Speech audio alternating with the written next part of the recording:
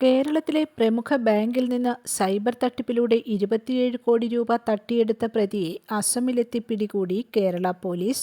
അസമിലെ ബോറിഗാവ് ജില്ലയിലെ ലാഹോരിഘട്ട് സ്വദേശി സിറാജുൽ ഇസ്ലാമിനെയാണ് സംസ്ഥാന ക്രൈംബ്രാഞ്ചിന്റെ സാമ്പത്തിക കുറ്റാന്വേഷണ വിഭാഗം പിടികൂടിയത്.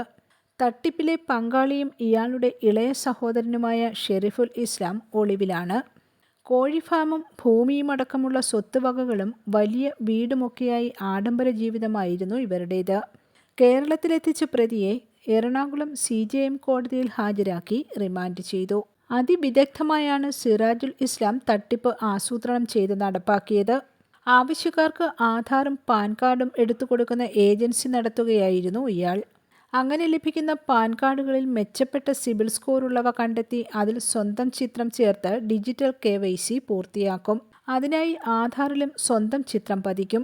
തുടർന്ന് ഈ രേഖകൾ ഉപയോഗിച്ച് ബാങ്കിന്റെ ഓൺലൈൻ ക്രെഡിറ്റ് കാർഡ് നൽകുന്ന പ്ലാറ്റ്ഫോമിൽ രജിസ്റ്റർ ചെയ്ത് വെർച്വൽ ക്രെഡിറ്റ് കാർഡ് സ്വന്തമാക്കും. കാർഡ് ലഭിച്ചാലുടൻ അതിലെ പണം പ്രമുഖ ഡിജിറ്റൽ വാലറ്റ് ആപ്പിലേക്കും അവിടെ നിന്ന് സ്വന്തം അക്കൗണ്ടിലേക്കും മാറ്റും. ഇത്തരത്തിൽ 500-ലേറെ പേരുടെ പാൻ കാർഡുകളാണ് പ്രതി തട്ടിപ്പിന് ഉപയോഗിച്ചത്.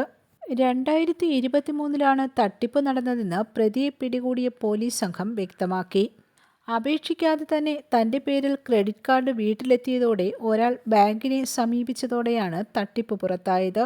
സംശയം തോന്നിയ ബാങ്ക് അധികൃതർ പരിശോധന നടത്തിയപ്പോൾ വെർച്വൽ ക്രെഡിറ്റ് കാർഡ് ഉപയോഗിച്ചുള്ള ചില ഇടപാടുകളിൽ സംശയം തോന്നി പോലീസിനെ സമീപിക്കുകയായിരുന്നു.